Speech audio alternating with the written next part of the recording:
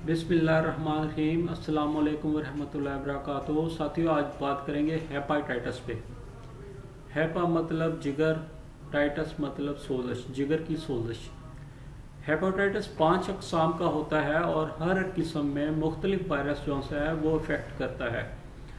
और इन अक़साम में सबसे पहले ए, फिर बी, सी, डी, ई, ये 5 अक़साम हैं। और ये 5 अक़साम का जिक्र करेंगे, इनकी वजूहात और इनके फैलने की वजूहात, वो कैसे फैलते हैं। तो सबसे पहले हेपाटाइटिस ए। हेपाटाइटिस जो सा ए है, ये ख़ास तौर पे बच्चों को इफ़ेक्ट करता है और नाक़स खुराक और नाक़स पानी के इस्तेमाल से जिस्म में वायरस चला जाता है। वायरस जिस्म के अंदर जाने के बाद ग्रो करते हैं, इनकी नशोनुमा बढ़ती है और इनकी तादाद बढ़ने से ये जिस्म में ब्लड में सर्कुलेट होके जिगर को अफेक्ट करते हैं। जाके जिगर को अटैक करने के बाद इनकी जो सी अलामात ज़ाहिर होती हैं जिस्म में, उसका टाइम पीरियड तकरीबन 3 से 5 हफ्ते लग जाता है। अगर क़ुव्वत मुदाफ़िज़ ज़्यादा है कुछ टाइम ज़्यादा हो जाएगा, अगर कम है तो कुछ टाइम कम भी हो सकता है।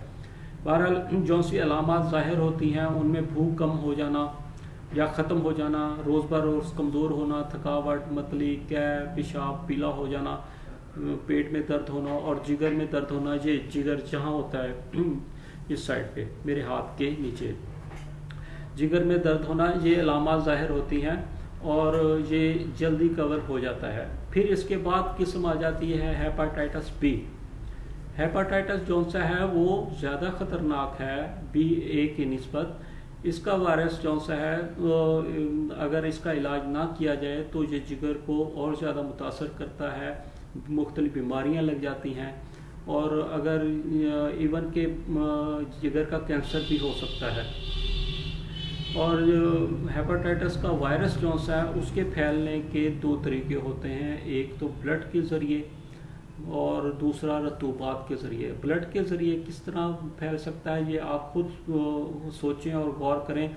इंजेक्शन के ज़रिए हो सकता है, मच्छर के काटने से, मुतासरा शख्स को काटने के बाद आपको काट ले, या ब्लेड के ज़रिए जो सा है वायरस जिस्म में दाखिल हो जाए, या हम मुतासरा शख्स का बुर्श जो सा है अगर उसके मसूड़ों से खून आ रहा है तो वो भी मुतासर कर सकता है। इसके अलावा हेपाटाइटिस बी जो सा है उसका वायरस रतूबात से भी फैलता है और इस लिहाज से अगर हामला औरत को हो तो बच्चे को भी हो सकता है। अगर माँ बच्चे को दूध पिला रही है तो बच्चा भी मुतासर हो सकता है और इसकी तरह जिनसी ताल्लुकात की वजह से भी हेपाटाइटिस फैल सकता है।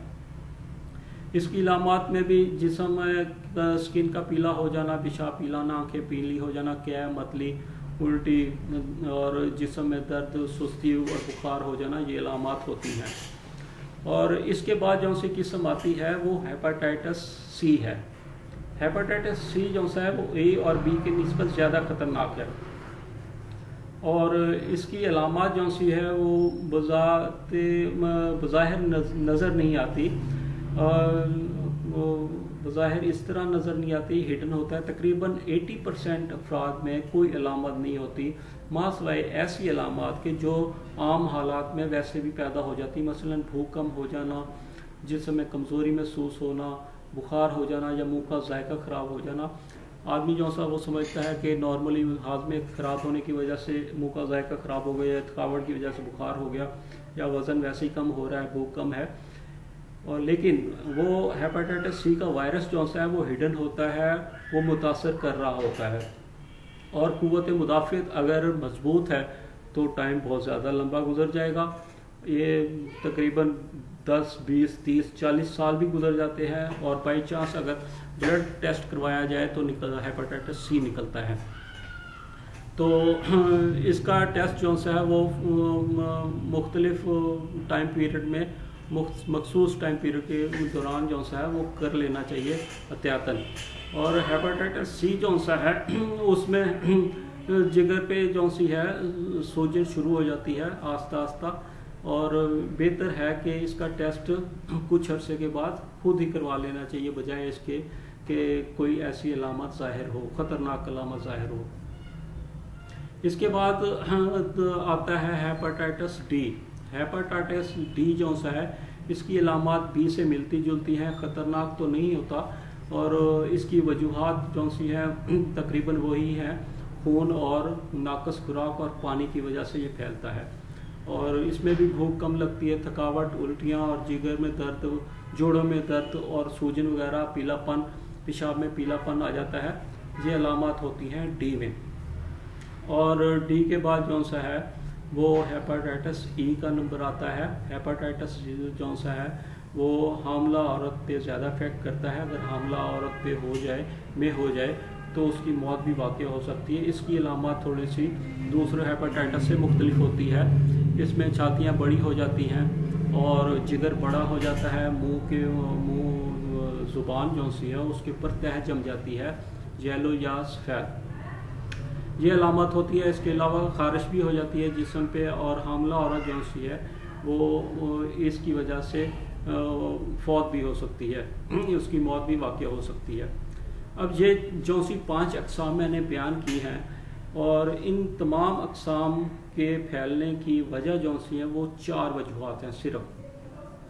अगर आप 4 चीज़ों पे कंट्रोल हासिल कर लें, मतलब एहतियात कर लें, तो ये हेपेटाइटिस की 5 अक़साम जो सी वो आपको नहीं हो सकती। नंबर 1, खून जो सा है उसका एहतियात करें।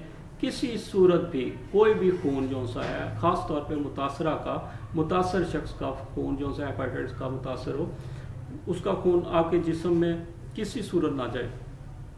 वो जाने की सूरत क्या हो सकती है? वो ब्लड डोनेट की सूरत में हो सकती है, सिरिंज की सूरत में हो सकती है, रेज़र की सूरत में हो सकती है, कान नाक छिदवाने की सूरत में हो सकती है। बाज़ का कोई इंस्ट्रूमेंट या औजार जो सा है स्टीलाइज ना हो डेंटिस्ट का, तो उसकी सूरत में हो सकती है, या बुरश मुतासरा शख्स का बुरश इस्तेमाल करने से भी हो सकती है।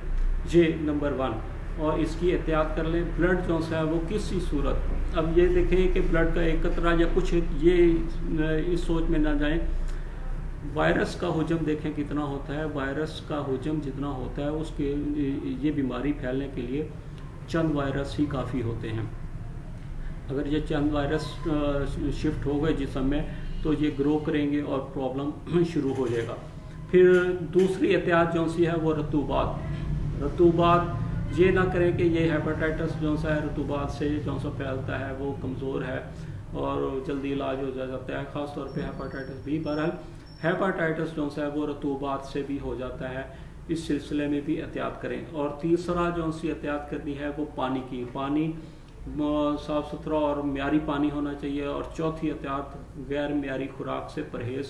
गैर म्यारी खुराक बिल्कुल इस्तेमाल नहीं करनी चाहिए जिससे हेपेटाइटिस फैले। ये 4 अगर एहतियातें कर लेते हैं तो हर किस्म के हेपेटाइटिस से महफूज रह सकते हैं। और क़ुव्वत मुदाफ़ा जो सी वो बहुत काउंट करती है इस सिलसिले में। और प्रॉब्लम जो सा है जल्दी क्रिएट हो जाएगा या टाइम लगेगा, ये क़ुव्वत मुदाफ़ियत पे डिपेंड करता है। बहरहाल एहतियात सबसे बेहतर इलाज जो सा है वो यही है। बेहतर तो यही है कि एहतियात कर ली जाए। और ये तो मुख्तसर अहवाल था हेपेटाइटिस के मुतल्लिक़, 5 अक़साम, उनकी वजूहात, उनकी अलामात और एहतियात। आइंदा वीडियो में मैं इंशाल्लाह होम्योपैथिक पॉइंट व्यू से हेपेटाइटिस और उसका कामयाब इलाज होम्योपैथिक में वो ज़िक्र करूँगा। और उम्मीद है कि कुछ ना कुछ इल्म में इजाफ़ा हुआ होगा। अल्लाह हाफ़िज़, फ़ी अमानिल्लाह।